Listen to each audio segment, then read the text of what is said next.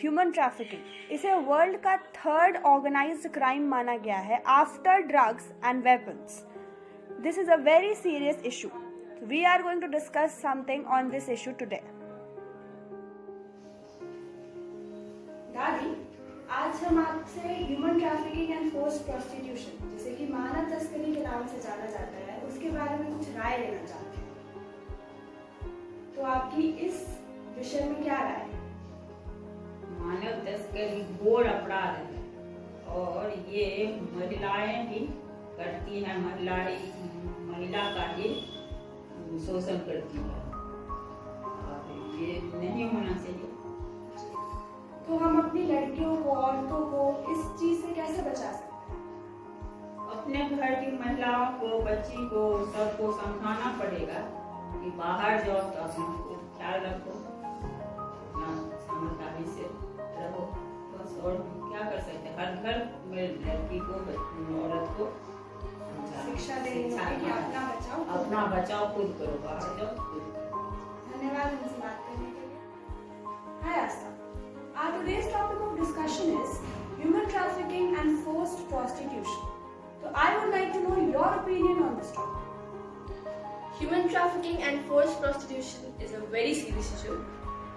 I think every girl should be aware of this. The traffickers mostly target those who have little protections of legal and social. The girls are given such a high dose of drugs that they don't know what they are doing. Exactly. And these trafficking most occurs at India-Nepal borders. So I think that every girl should be safe, and we should try ourselves best to keep ourselves safe, and the girls who are near us. Thank you so much, Akriti, for talking with us. We should try to keep ourselves and the girls near us safe and secure. We should stop human trafficking. Let's start our talk show. What according to you is rape and how can we remove it from our society? Well, section 375 of the IPC defines rape. It basically comes from a Latin word rapio, which means to seize. Literally, it means the forcible seizure of a woman or a man, breed whatsoever. But it basically means the ravishment of a woman without her consent by fear or fraud. As for the stopping of the rape, I personally believe that it can't be eliminated in its fullest. But as for to prevent or to reduce it, I believe the criminals or the convicts should be publicly hanged, and that hanging should be broadcasted live by the media houses so that it acts as a deterrent for the other rapists who think of raping women. Do you think that death penalty should be given to the rapist? Yes, certainly. The rape is a heinous crime, and the predator should be given the death punishment as an exemplary. Secondly, we have to teach our girls with the education, make them sensitized during their school and the college time. Thirdly, we have to make them physically stronger by teaching them judo, karate, like martial arts. Fourthly, we have to be psychologically, we have train our young girls to stand against this type of introvert or extrovert, both type of covert acts of the दादी माँ, आपके अनुसार इन cases में पहले और अब के समय में कितना अंतर आया है? पहले के और अब के समय में यही फर्क है कि आज लड़कियां इसका डट कर मुकाबला करती हैं, आवाज़ उठाती हैं. माँ बाप ऐसे समय में अपने बच्चों का साथ दें. हमें हमारे बच्चों की सोच को बदलना होगा. उन्हें सही गलत की बचपन से ही शिक्षा देनी होगी. गलत के खिलाफ आवाज़ उठाएं, सही का साथ दें. So I've taken 3 generations in my talk show, and now I'd like to conclude it by saying that strict punishment should be given to the convict. And also I would like to say that we should change our mentality because it's really very important to all of us. सोच बदलो, देश बदलेगा. धन्यवाद.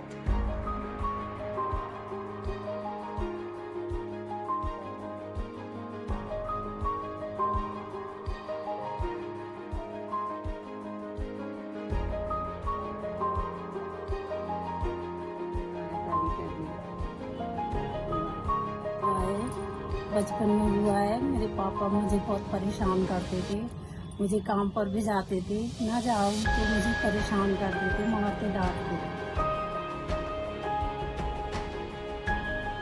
सरकार तो बहुत कुछ करता है, लेकिन समझे करते हैं उससे जीवन में कुछ सहते हैं।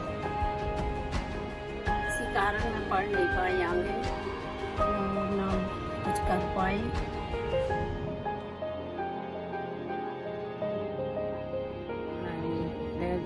कभी कभार हो जाता है, भी करते हैं। मेरे भाई बहन बहुत खराब है, मुझे परेशान करते हैं। मैं ससुराल से आ गई हूँ, मायके में रह रही हूँ अभी, और उन लोग को पसंद नहीं मेरा रहना, फिर भी रह रहे हैं, कर रहे हैं।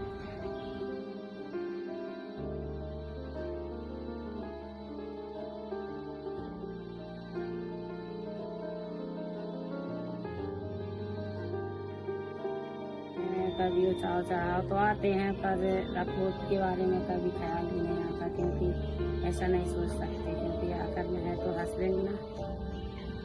रिपोर्ट मुझे नहीं लिखवानी है, तो घरेलू अपने वाले हैं, अपने वालों के लिए कुछ नहीं करना मुझे। होता रहता है ऐसे, तो चल उतार चढ़ाव आते रहते हैं जिंदगी में।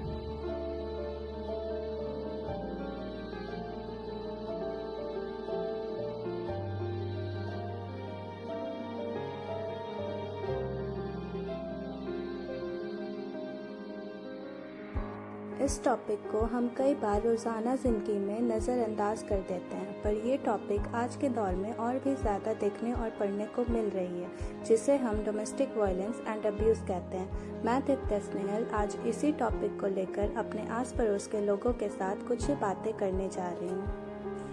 तुम्हारे हिसाब से डोमेस्टिक वायलेंस के क्या क्या कारण हो सकते हैं? इसके बहुत सारे कारण हो सकते हैं। It could be alcohol, drugs, mental illness and family issues as well. जो लोग इसको एक्ट करते हैं उनको समझ नहीं आता वो क्या कर रहे हैं, वो अपने आप को प्रायोरिटी समझते हैं, अपने आप को सुपीरियर समझते हैं और सामने वाले पे ऐसा एक्ट करते हैं, उनको खुद नहीं पता होता है वो क्या कर रहे हैं और ऐसे कदम उठा देते हैं। अगर आपके आसपास किसी महिला के साथ डोमेस्टिक वायलेंस हुआ है तो आप उसकी कैसे सहायता करेंगे? पहले हम दोनों बच्चों की बात सुनेंगे, समझेंगे। अगर बात छोटी रही तो उन्हें सलाह देंगे कि वो आपस में ही निपटा लें। लेकिन अगर विक्टिम पे दिन पर दिन दिन पर दिन उस पर अत्याचार हो रहा है तो उसको बोलेंगे कि वो जाके गवर्नमेंट बहुत सारे प्रोविजन निकाले हैं 2005 में, उसके पास जाए, उसको सलाह देंगे वहाँ जाने का।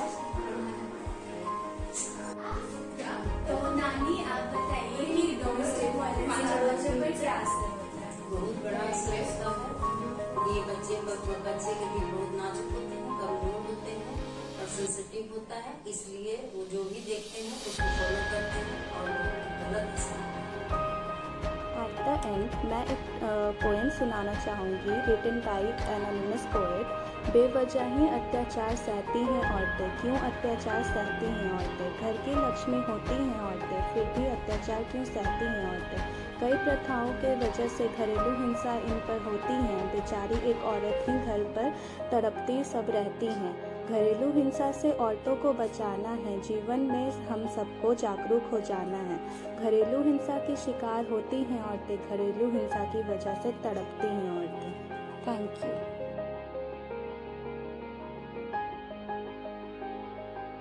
Acid attack is a very horrible process because ये जो गर्ल्स के साथ ये जो होता है ना, ये बहुत ही हार्ड चीज़ है। इसके बाद इंसान कैसे जीता है ये उनसे ही पूछो, क्योंकि ये इसके बाद रहना लोगों के साथ कितना अनकंफर्टेबल हो जाता है कि, और आजकल के लोग समझते भी नहीं है कि हाँ अगर उसका किसी का फेस ऐसा है तो इधर उधर भागते हैं, उससे दूर भागते हैं, तो उस इंसान को कितना अनकंफर्टेबल होता है ये पूछो। इंडिया में एसिड अटैक इतना कॉमन इसलिए है क्योंकि यहाँ की जो सोसाइटी है वो इस बात को समझना ही नहीं चाहती कि हाँ कि हमें गर्ल्स को कैसे प्रोटेक्ट करना है, उन्हें कैसे सिखाना है कि इन सबसे डरना नहीं है, इन सबसे डील करनी है। बट इस बात को कुछ सिखाना ही नहीं चाहता, समझना नहीं चाहता, इसलिए इंडिया में इतना कॉमन एसिड अटैक है।